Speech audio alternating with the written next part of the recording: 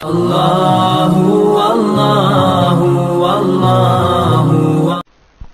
ایک تصویر بازار میں فروخت ہو رہی ہے اور نیٹ پر بھی وہ تصویر موجود ہے جس کے بارے میں یہ کہا جاتا ہے کہ یہ حضور صلی اللہ علیہ وآلہ وسلم کی قبر انور کی تصویر ہے، کیا یہ صحیح ہے؟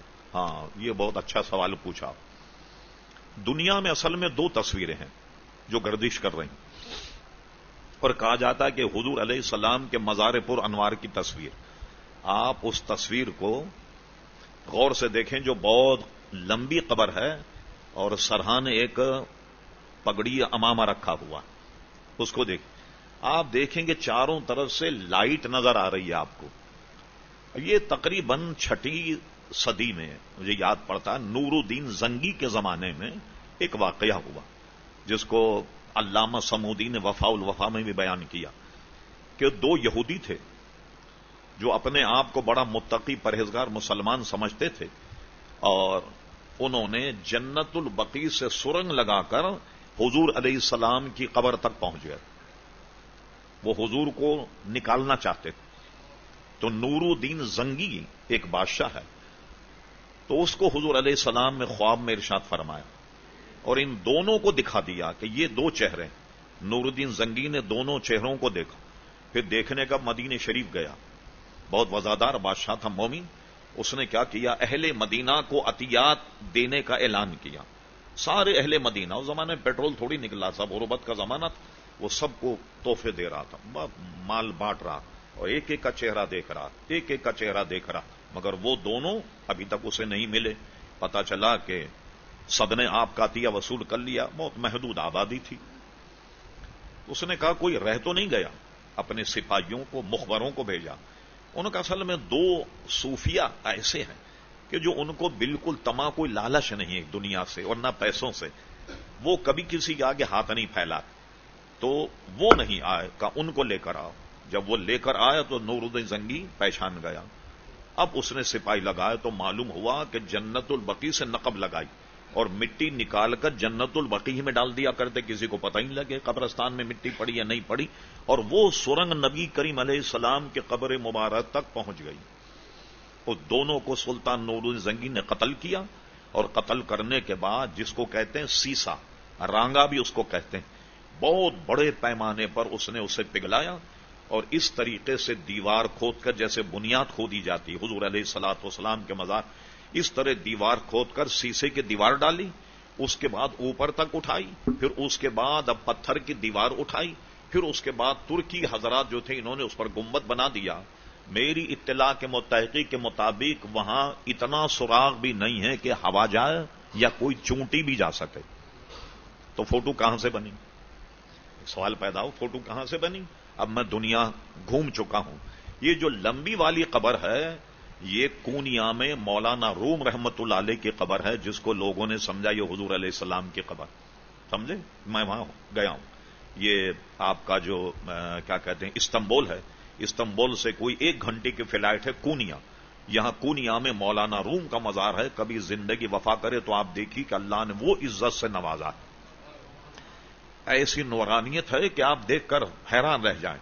پھر اس کے کوئی 1 ہی فرلانگ کے فاصلے پر ان کے شیخ حضرت شمس تبریز رحمت اللہ علیہ کا مزار، لوگوں نے اس مشہور کر دیا کہ لاہور میں شمس تبریز ہے۔ میرا خیال ہے سفر آسان کرنے کے لیے سوچا کہ چلو یہیں ہو جائے، ملتان میں، سمجھے صاحب؟ یہ میں حاضری دی ہے میں نے، یہ کونیا میں شمس تبریز رحمت اللہ علیہ کا سفر ہے، یہ وہ یا قبر ہے، اور ان کا مسئلہ خود مولانا روم نے بھی لکھا، علماء نے بھی لکھا۔ مولانا روم اپنی کتابوں میں لگے ہوئے تھے، ابھی تک کسی کے مرید نہیں ہوئے تھے، تو یہ اپنے فقیرانہ حال میں آ گئے۔ حضرت شمس تبریز رحمت اللہ علیہ پوچھا مولانا کیا کر رہے ہو؟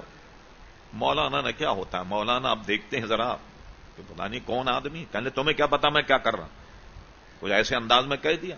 حضرت شمس تبریز نے کیا کیا، ساری کتابیں اٹھا کر سامنے ایک تالاب تھا اس میں ڈال دی۔ ارے ان کا یہ کیا کر رہا ہوگا، تمہیں کیا پتا میں کیا کر رہا ہوں، اب ڈال۔ اب جب مولانا میں چیخنے لگے، چلنے لگے، ارے تم نے تو دنیا بھر کی کمائی کا بیڑا غرق کر دیا میرے، ان کا کیا ہوا؟ اب جب محسوس ہوا مولانا روم کو، تو شمس تبریز تالاب میں اترے اور ایک ایک کتاب نکال کر دے دیے، بالکل سوکی ہوئی کتابیں تھیں۔ تو مولانا روم ان کے مرید ہوئے اور خود کہا کہ میں اس وقت تک مولوی نہیں بنا جب تک کہ شم تبریز سے میں بیعت نہیں ہوا، یا ان کی غلامی جب تک میں نے نہیں کی، وہ ان کا مزار۔ ایک تو آپ نے دیکھا کہ کچھ نقش و نگار والا ایک مزار دونوں طرف آپ نے دیکھا لگا ہوا ہے۔ حیرت کی بات یہ ہے کہ اس کو حضور علیہ السلام کی قبر قرار دے کر انٹرنیٹ پہ وہ چل رہی ہے، وہ ہے عثمان پاشا کا مزار جس نے استنبول فتح کیا۔ میں وہاں گیا ہوں، بلکہ اس کا فوٹو بھی میرے پاس موجود ہے کہ وہ ہے عثمان پاشا کا مزار ہے، تھوڑی سی اس میں تبدیلی کر کے اس طرح کر دیا۔ کسی زمان میں نے فوٹو دیکھا تھا، وہ ایک تو سلطان عثمان کا مزار ہے اور اس کے قریب شاید سلطان عبد الحمید خان، سلطان عبد المجید خان کا مزار، اور سلطان عبد المجید خان جو آخری تاجدار تھا جس سے سعودیوں نے حکومت چھینی، وہ اس طریقے سے دو زانوں بیٹھا ہوا بھی تھا، اور پیچھے کی فوٹو ہے اس کو مٹا کر کے اسی ایک کی قبر کو ذرا رنگین کرنے کے بعد چھاپ دیا۔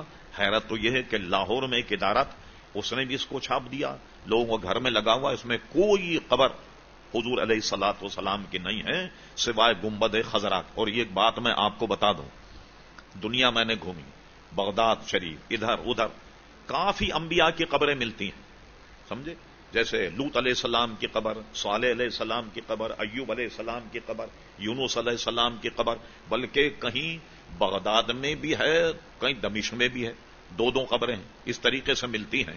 آپ حیران ہوں گے سن کے، 100% کوئی نہیں کہہ سکتا کس نبی کی یہ قبر ہے، 100% نہیں کہہ سکتا۔ یہ صرف حضور علیہ السلام کے علاوہ کسی قبر کو 100% نہیں کہہ سکتے کہ یہ فلاں نبی کی قبر ہے۔ حضور علیہ الصلوۃ والسلام کی قبر کے متعلق کوئی بھی شش و پنج نہیں ہے کہ حضور علیہ السلام کا مزار ہے، اور بتدریج اب تک لوگوں کے ذہنوں موجود ہے اور اس طرح ابھی تک محفوظ اور چلا رہا ہے۔ جو فوٹو ہے وہ غلط ہے، ایک تو اس میں مولانا روم کا مزار ہے، میرا یہ اندازہ ہے، اور دوسرا جو ہے سلطان پاشا کا مزار ہے جس کو گویا گھر میں لگا کر لوگ سمجھتے ہیں کہ یہ حضور علیہ السلام کا مزار ہے۔ اس کی تصحیح ہونی چاہیے، لیکن اسے سمجھا ہے کون؟